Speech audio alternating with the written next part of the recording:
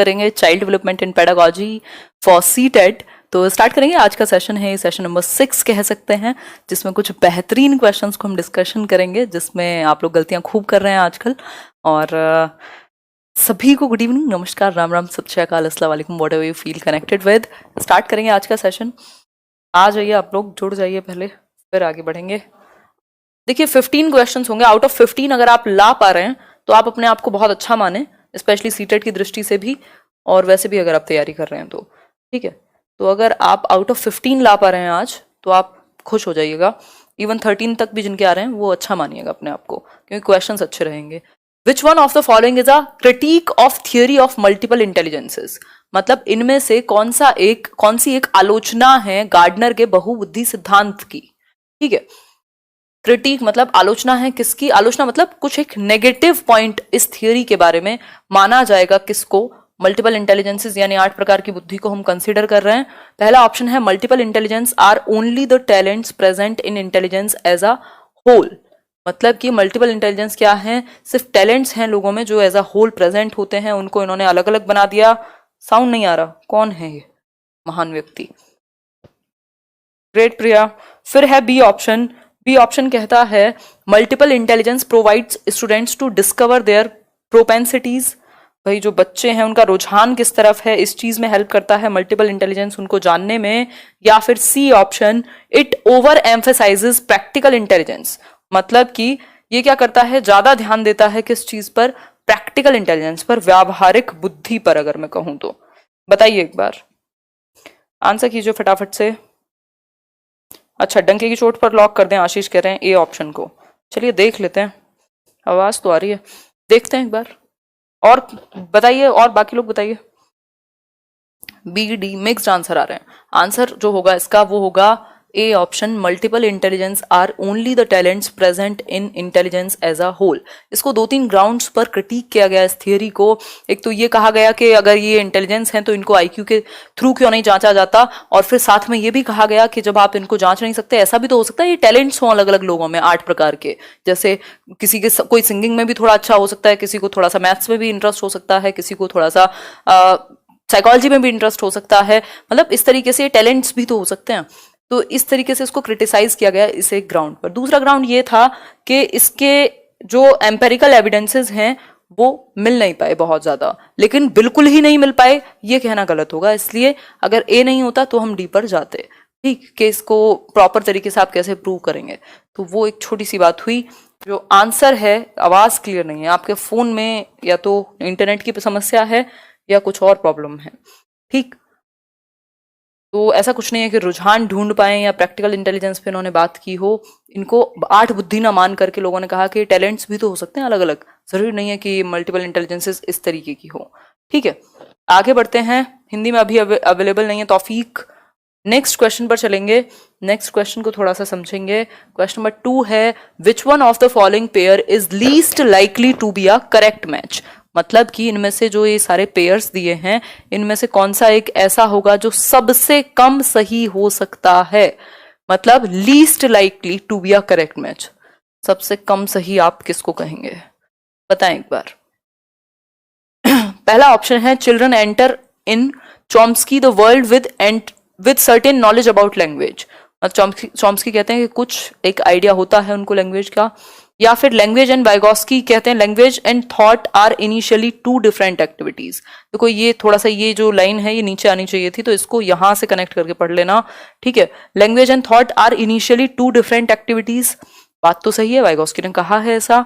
Language is contingent on thought, मतलब thought पर निर्भर है।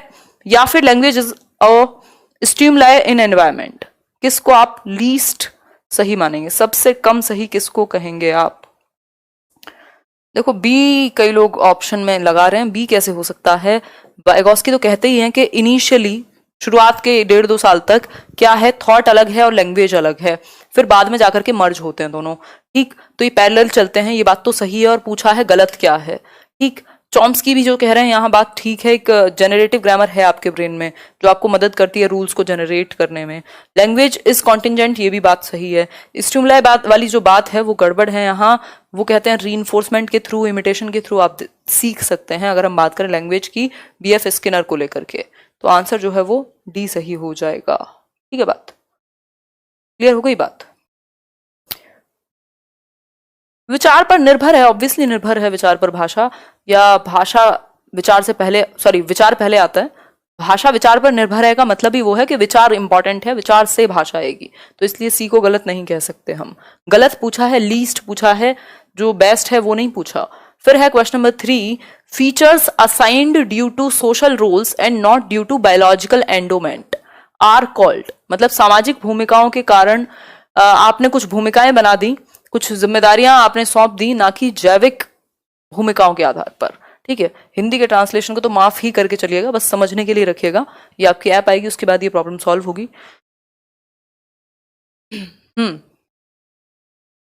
बताइए अक्षय, जेंडर रोल एटीट्यूड्स कहेंगे, जेंडर रोल स्ट्रेन कहेंगे, जेंडर रोल स्टीरियोटाइप कहेंगे, या जेंडर रोल डायग्नोस्टिसिटी कहेंगे? आंसर कीजिए थोड़ा सा।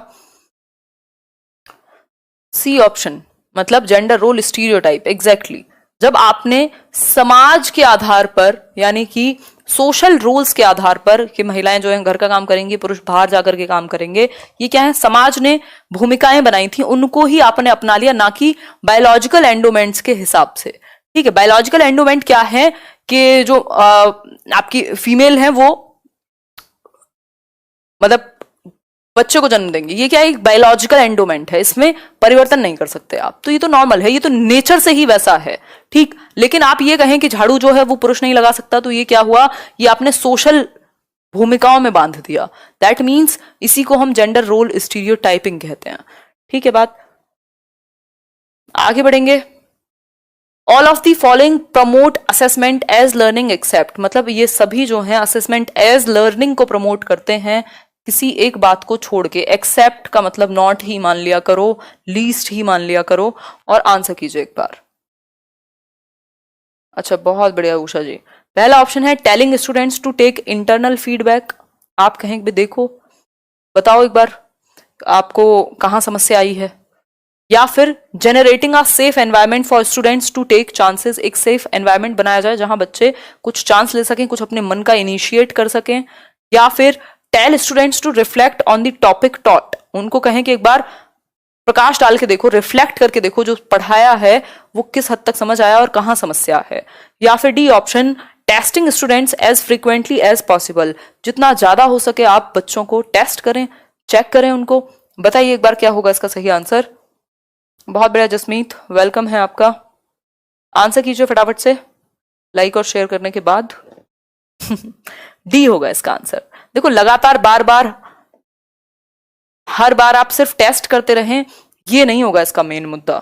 ठीक है, मतलब फ्रीक्वेंटली क्या करना, टेस्ट करना बच्चे को, ये मेन मुद्दा नहीं है।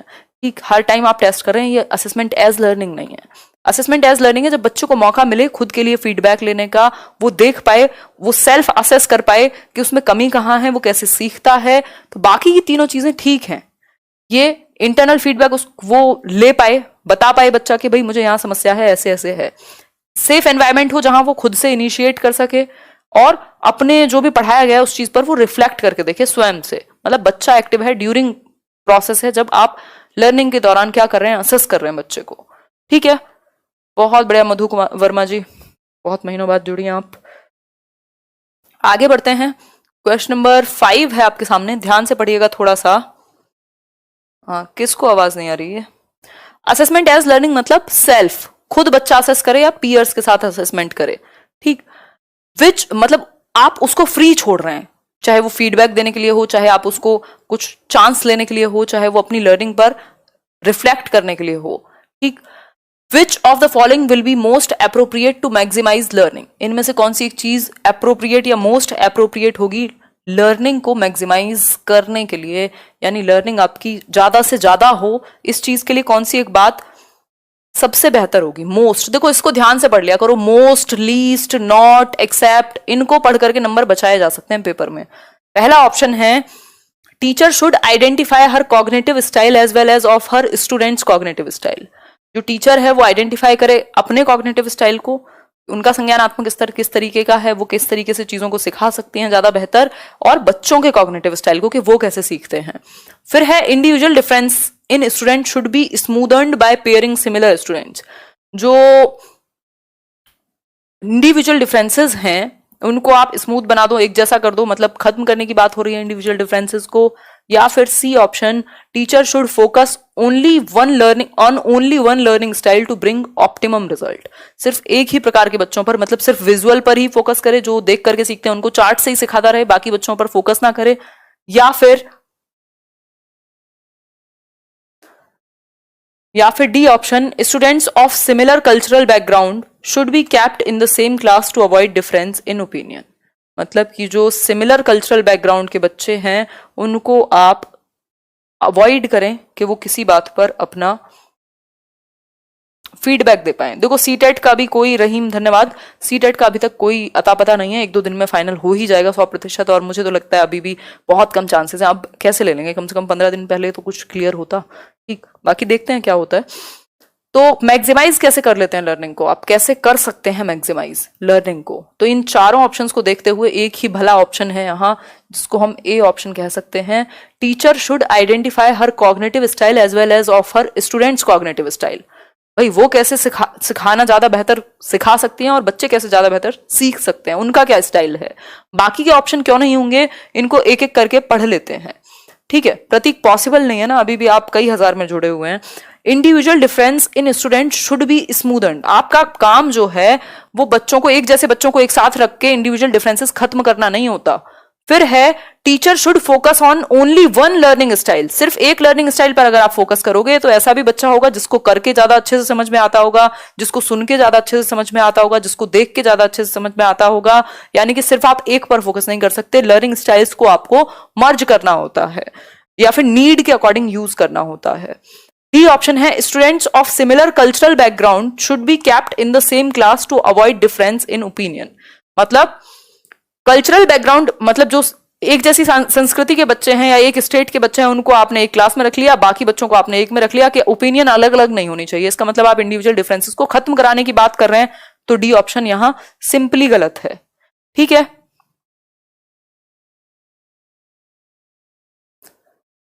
ठीक है, क्लियर, बहुत बढ़िया टैग गुरुजी। अच्छा, चारों ऑप्शंस एक्सप्लेन करने की जरूरत नहीं बची क्या, आप बहुत स्मार्ट हो गए आजकल। एन इंक्लूसिव, अच्छी बात है।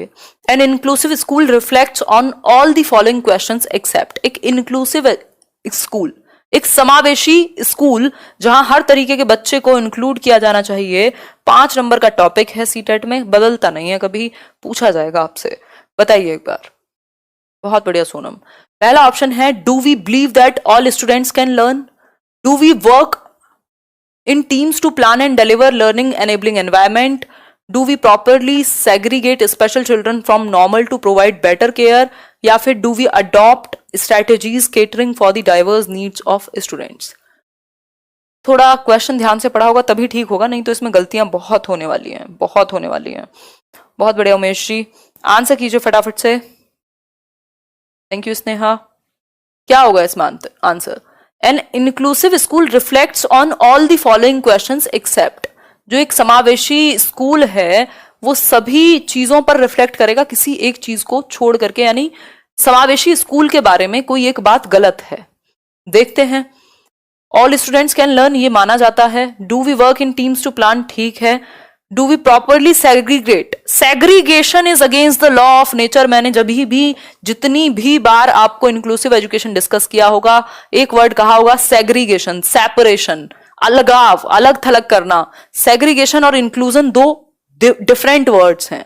मतलब इंक्लूजन का मतलब है इंक्लूड करना, सेग्रीगेशन का मतलब है अलग थलग कर दो, इनको स्पेशल स्कूल में ही पढ़ा दो ना, अलग रखो इन्हें, ठीक। तो सेग्रीगेशन हम कभी नहीं करते इंक्लूसिव क्लासरूम में, हम सबको, सभी के लिए शिक्षा की बात होती है इंक्लूसिव क्लासरूम में। गिफ्टेड स्टूडेंट्स आर, यानी कि प्रतिभाशाली छात्र हैं, क्या हैं? देखिए एक बार, कन्वर्जेंट थिंकर होंगे, डाइवर्जेंट थिंकर होंगे, एक्सट्रोवर्ट होंगे, या बहुत डिफिकल्ट वर्किंग होंगे, मतलब पता नहीं पहाड़ तोड़ रहे होंगे। बताइए कुमार प्रदीप जी। एग्जैक्टली नेहा, इसमें अलग करने की बात हम नहीं करते, अलगाव की बात नहीं करते पैशनेट एजुकेटर। हिंदी भी एक बार देखिए, आकांक्षा देखेंगे एक दिन हिंदी को भी।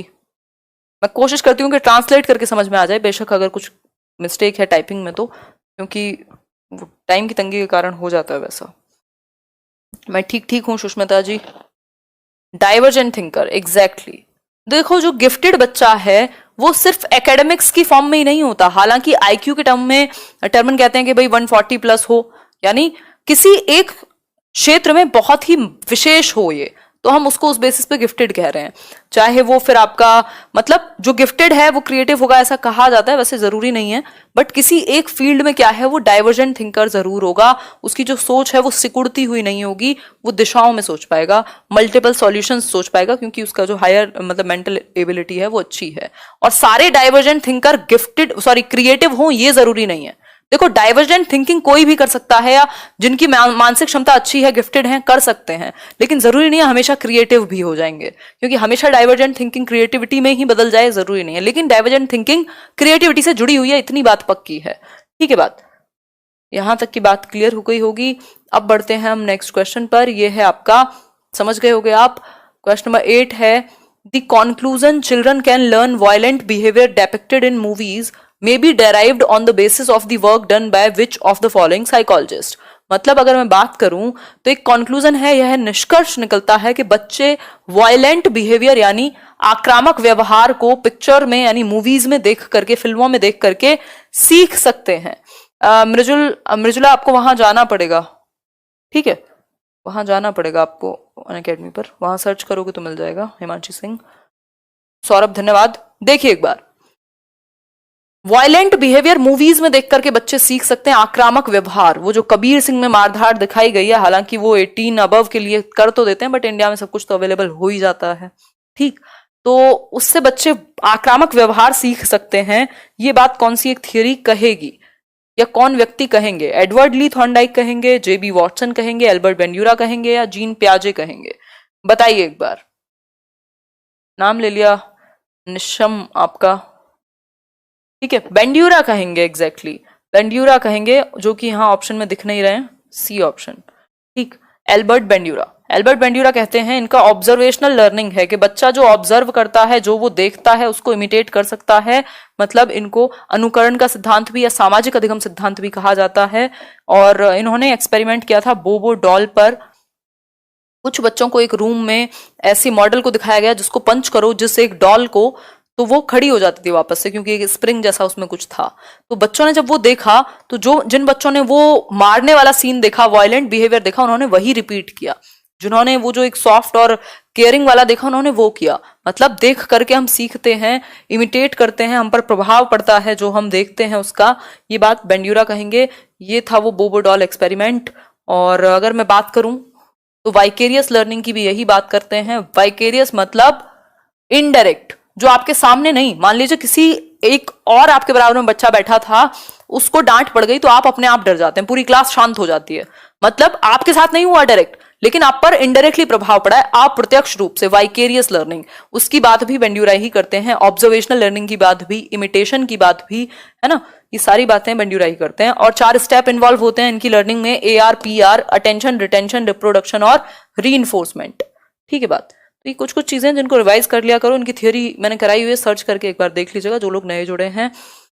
देखिए एक बार, क्वेश्चन नंबर 9 है, if students repeatedly make errors during a lesson a teacher should. अगर बच्चे जो हैं वो लगातार क्या हैं, गलतियां कर रहे हैं किसी एक काम को, किसी एक लेसन को करते हुए। देखो गलतियों से एक क्वेश्चन आपका जरूर आता है, गलतियों से एक क्वेश्चन जरूर आता है, मतलब एरर्स से एक क्वेश्चन जरूर आता है। और ये आपकी बिल्कुल कॉमन सेंस पर बेस्ड होता है, इसमें आपको कोई थ्योरी पढ़ने की जरूरत नहीं होती।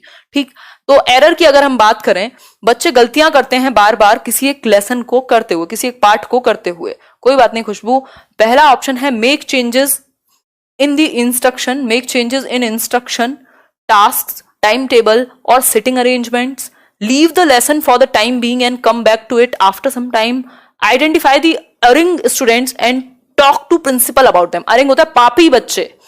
बच्चे को आप पापी नहीं कहते, दुष्ट नहीं कहते। ठीक, बच्चा भगवान का रूप होता है। और आपकी पेडागोजी में अगर आपको एक नंबर लेना है तो फिर तो और ज्यादा है, वैसे तो रियल में भी होना चाहिए।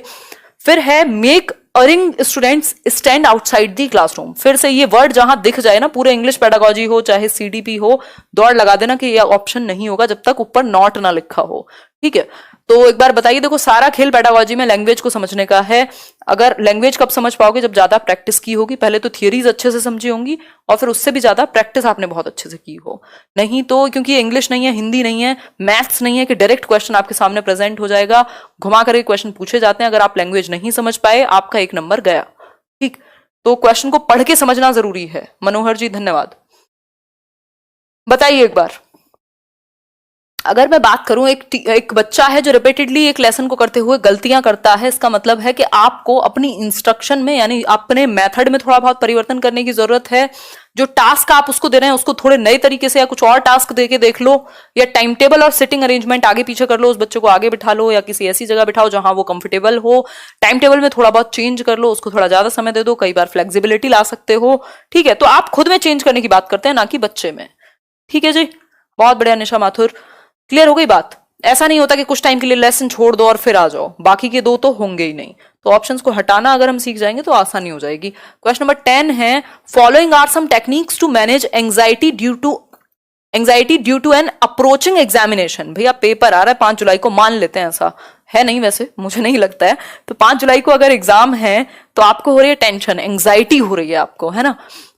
तो उस एंजाइटी से बचने के लिए या उसको मैनेज करने के लिए क्या चीजें की जा सकती हैं? एक्सेप्ट अब समझ जाओ, एक्सेप्ट लिखा है तो नॉट मान लो, लीस्ट मान लो, और जहां लीस्ट एक्सेप्ट नॉट दिखे, कान खड़े करके एकदम 3 इडियट वाले और ध्यान से आंसर करना है।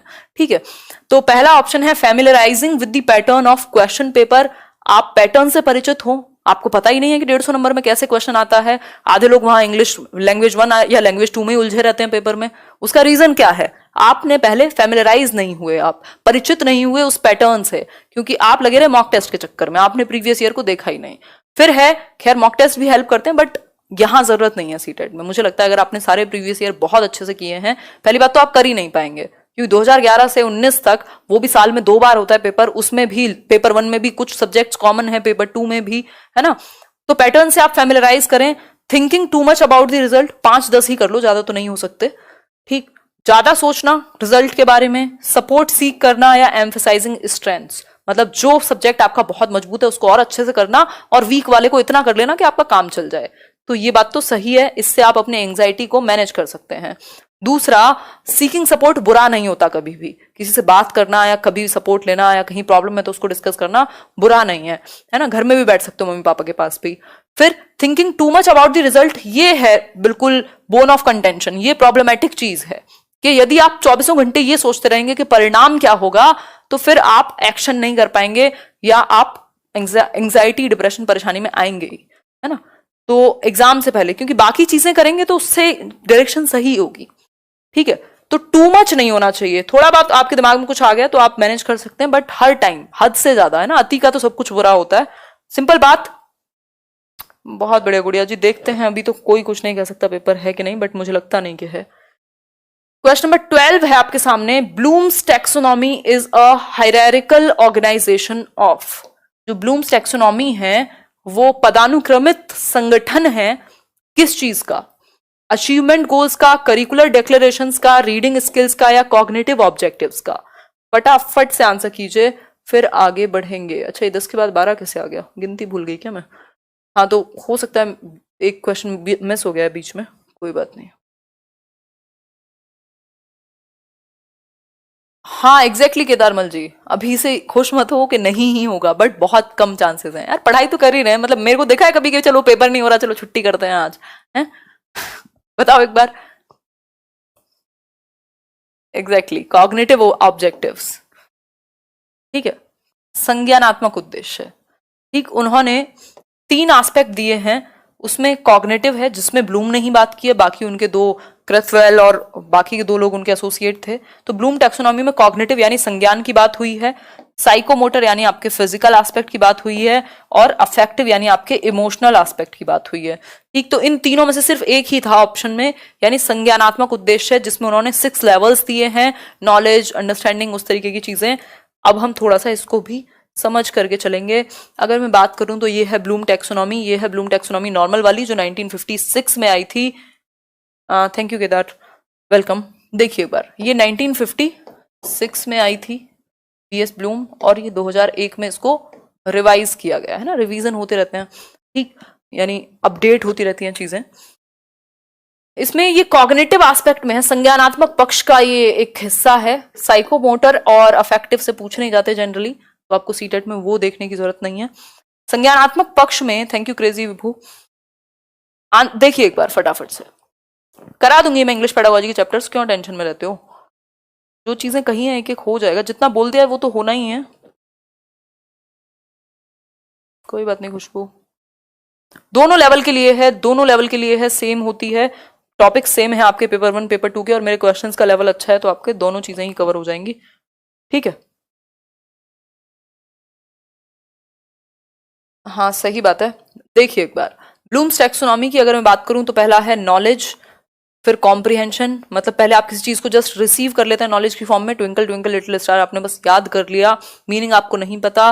फिर कॉम्प्रिहेंशन में आप कॉम्प्रिहेंड करते हैं, अंडरस्टैंड करते हैं, मीनिंग समझते हैं। एप्लीकेशन में आप अप्लाई कर सकते हैं, एनालिसिस में आप तोड़ करके देखते हैं, सिंथेसिस में आप जोड़ के कुछ क्रिएट करते हैं, और इवेल्युएशन में आप इवेल्युएट करते हैं, मूल्यांकन करते हैं जो भी सीखा, ठीक। इनको बदल करके कर दिया था नॉलेज को रिमेम्बरिंग, ये वर्ब फॉर्म, ये थी नाउन फॉर्म 1956 में, और इनको बना दिया गया वर्ब की फॉर्म, ठीक। सब में आईएनजी लग गया, remembering, understanding, applying, analysing, evaluating को नीचे ले आए, इवेल्युएशन को ऊपर से यहां ले आए, और सिंथेसिस को ऊपर ले गए, क्रिएटिंग हाईएस्ट हो गया। अगर लेटेस्ट पूछे तो क्रिएटिंग हाईएस्ट, अगर नॉर्मल वाला पूछे तो इवेल्युएशन। वो आपको 4 ऑप्शन देख के पता लग जाएगा कि क्या है कहानी, ठीक है जी।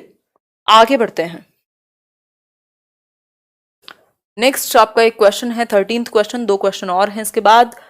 Even though this was clearly in violation of his safety needs, captain Vikram Batra died fighting in the Kargil war while protecting his country. He might have, अभी भी सिचुएशन ऐसी चल रही है। देखिए एक बार, अगर हम बात करें तो कैप्टन विक्रम बत्रा को पता था कि ये मेरी सेफ्टी नीड्स के अगेंस्ट है, मतलब मेरी सुरक्षा के अगेंस्ट है, जान जा सकती है, लेकिन फिर भी उन्होंने अपनी जान दे दी, शहीद हो गए लड़ते हुए कारगिल वॉर में। ये बात पता होने के बाद भी क्यों? सॉर्ट नोवल एक्सपीरियंस, उनको कुछ एकदम अलग सा कुछ एक्सपीरियंस करना था। achieved self-actualization, ignored his belongingness needs, wanted to earn a good name to his family. क्या करोगे नेम का अगर आप जिंदा नहीं हो? मतलब अगर देखा जाए तो एक प्रैक्टिकल इंसान ऐसे ही सोचेगा। बताओ एक बार क्या होगा इसका आंसर? सिंपल बात है। क्या हुआ ग्रजेश, कहां दुखी हो, क्या हो गया? एरिंग मीन्स दुष्ट बच्चे, पापी बच्चे, किसी ने पूछा हुआ है अभी, ठीक है आदर्श। आंसर क्या होगा? अचीव्ड सेल्फ एक्चुअलाइजेशन, यानी कि आत्मसिद्धि की प्राप्ति। हाईएस्ट पोटेंशियल मेरा क्या हो सकता है कि मैं अपने देश के लिए जितना हो सके मैं पूरा डिवोट करूं खुद को, चाहे जान भी चली जाए, तो वो है सेल्फ एक्चुअलाइजेशन। सेफ्टी नीड्स को भी क्रॉस कर दिया, ठीक है बात। तो ये एक कहानी है, ये हमने समझा था, ये वही है जो नीड की हायरार्की है ना आपकी। नीड की हायरार्की से 1-2 बार क्वेश्चन आए हैं, पेपर 2 में आए हैं। और अगर मैं बात करूं हायरार्की ऑफ नीड्स, आवश्यकताओं का अनुक्रम, मोटिवेशन की थियरी है ये अब्राहम मैस्लो की, जो कहते हैं कि हम एक लेवल पे जब पूरा होता है तो हम नेक्स्ट लेवल पे मोटिवेट होते हैं जाने के लिए, ठीक। 5 लेवल्स हैं। फिजियोलॉजिकल नीड्स यानी शारीरिक आवश्यकताएं, रोटी कपड़ा मकान वाली, ठीक। फिर आपकी दूसरी है सेफ्टी नीड्स, कि भैया हमारी जो सेफ्टी है ना, पर्सनल सिक्योरिटी इंपॉर्टेंट है, एक हेल्थ इंश्योरेंस इंपॉर्टेंट है। लव एंड बिलोंगिंगनेस, एक फैमिली हो, एक इंटीमेट रिलेशनशिप हो, या सेंस ऑफ कनेक्शन आपको फील हो, यार दोस्त एंड ऑल, ठीक। सेल्फ एस्टीम है कि आपको रिस्पेक्ट फील हो समाज में, और सेल्फ एक्चुअलाइजेशन है आपका हाईएस्ट पोटेंशियल क्या है, आप किस चीज के लिए बने हैं, वो वाली चीज, ठीक। तो उनका लेवल जो रहा होगा वो यही रहा होगा। और कल जो एक क्वेश्चन हमने किया था कि एक माँ की अपने बच्चे को बेचने की खबर आई क्योंकि भूख से मर रही थी वो, तो वो उनकी फिजियोलॉजिकल नीड्स पूरी नहीं हो पा रही थी, शारीरिक आवश्यकताएं, ठीक है बात। हाँ ज्योति बत्रा जी बताइए क्या सुनना है। नेक्स्ट क्वेश्चन है second last, which one of the following is correctly matched, इनमें से कौन सी एक चीज जो है वो सही तरीके से मैच्ड है? रूबी आंसर कीजिए। फिजिकल डेवलपमेंट एनवायरमेंट और डेवलपमेंट से होगा, कॉग्निटिव डेवलपमेंट मैचुरेशन से आएगा, सोशल डेवलपमेंट एनवायरमेंट से आएगा, मॉरल डेवलपमेंट मैचुरेशन से आएगा। एक बार आंसर कीजिए फिर हम लोग आगे बढ़ेंगे। कीजिए आंसर।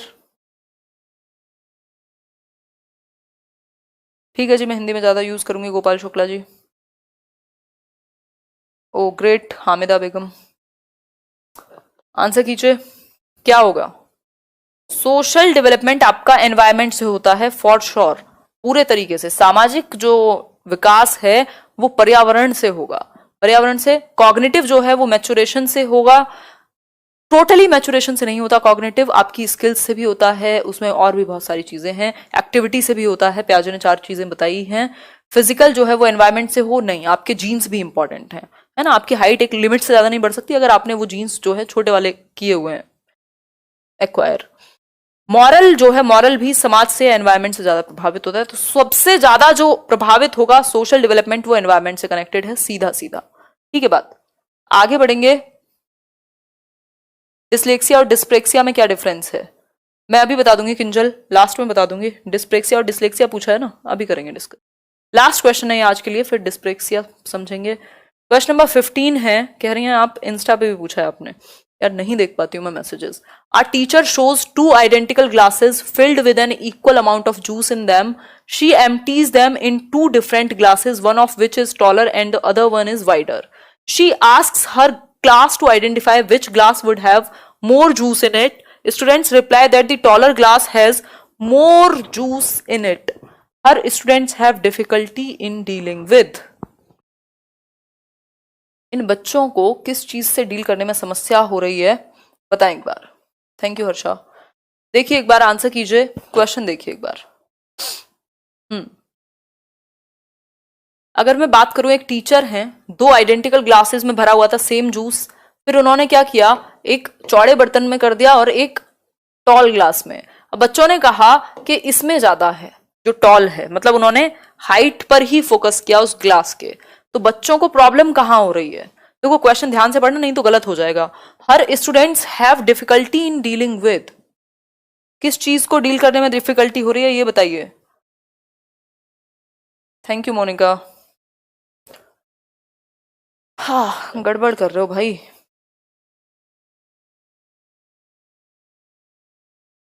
अच्छा निशा जी, नहीं करेंगे संदीप लॉक। डिसेंटरिंग, डिसेंटरिंग, इसको विकेंद्रीकरण लिख लेना हिंदी में काट करके। अगर बच्चा, आपने मान लीजिए ये बॉटल है, ठीक है, ये हमारी 2 बॉटल है, दी बॉटल बोलते ना ऐसे बिल्कुल डेफिनेट आर्टिकल वाली। तो ये हमारी लेट्सलन की बॉटल है, और इस बॉटल में से, अभी तो मुझे कुछ नहीं दिख रहा सामने, मान लीजिए एक ये 1 लीटर की बॉटल है, एक चौड़े बर्तन में डाल दिया पानी को, 1 लीटर को, ठीक है, डीओ की बॉटल में डाल देते हैं। फिर उस केस में क्या होगा, बच्चों को आपने दिखाया, वो कहेगा जो वाइडर है, जो चौड़ा बर्तन है उसमें कम है, इसी में ज्यादा है। क्यों? क्योंकि वो इसकी एक ही चीज पर फोकस कर पाता है, वो डिसेंटर नहीं कर पा रहा। मतलब सेंटरेशन है, केंद्रीकरण है, सिर्फ हाइट पर फोकस है। अगर सिर्फ हाइट पर फोकस है तो क्या होगा, कंजर्वेशन नहीं आया बच्चे में। ठीक है बात, कंजर्वेशन अगर नहीं आया तो कहानी क्या होगी, इसका सिंपल सा मतलब है बच्चे किस चीज में डिफिकल्टी हो रही है, उनको किस चीज को डील करने में, डिसेंटरिंग को, डिसेंटर नहीं कर पा रहे, वो विकेंद्रीकरण नहीं कर पा रहे, एक एस्पेक्ट पे ही फोकस है, किस पे, कि बस हाइट पर। बाकी ये नहीं देख रहे कि इसमें क्वांटिटी तो उतनी ही है अगर 1 लीटर तो 1 लीटर ही रहेगा, चाहे दुनिया के किसी बर्तन में डाल दो। ठीक, तो उनको डिसेंटरिंग में प्रॉब्लम है, वो एक ही चीज पर फोकस कर रहे हैं, टेंडेंसी टू कॉन्सेंट्रेट है उनमें, सेंटरेशन है, मतलब सिर्फ एक एस्पेक्ट पे फोकस कर पाते हैं वो। ठीक है बात, ठीक है जी। थैंक यू सरिता, होपफुली आपको, धन्यवाद नातिक जावेद, होपफुली आपको ये सेशन पसंद आया होगा। सेशन पसंद आया हो तो आप लाइक शेयर सब्सक्राइब कर सकते हैं। इसके अलावा खुश रहिए, कोई डाउट अगर है तो पूछ लीजिए। 15 आउट ऑफ 15 कौन है ये? आनंदिता, हम नहीं मानते। देखो अगर 13 तक भी आ गए ना, 14 में से 12 तक भी आ रहे हैं तो भी ठीक है, बहुत अच्छा है। एक्सीलरेशन किया जाता है, एक्सीलरेशन है कि आपने 1 साल में 2 क्लास करा दी, एक क्लास को स्किप करा दिया, छुड़वा दिया, नेक्स्ट क्लास में पहुंचा दिया, 5वीं से डायरेक्ट 7वीं में पहुंचा दिया, मतलब स्पीड बढ़ा दी आपने बच्चे की, क्योंकि उसका दिमाग इतना तेज है गिफ्टेड का कि आपने कहा कि इसको एक्सीलरेट करा देते हैं, इसको 1 क्लास छुड़वा देते हैं या 1 साल में 2 क्लासेस करा देते हैं। ठीक, तो वो एक्सीलरेशन कहते हैं उसको। एक्सीलरेटर नहीं होता गाड़ी में, बाइक में, वो क्या करता है, स्पीड बढ़ा देता है।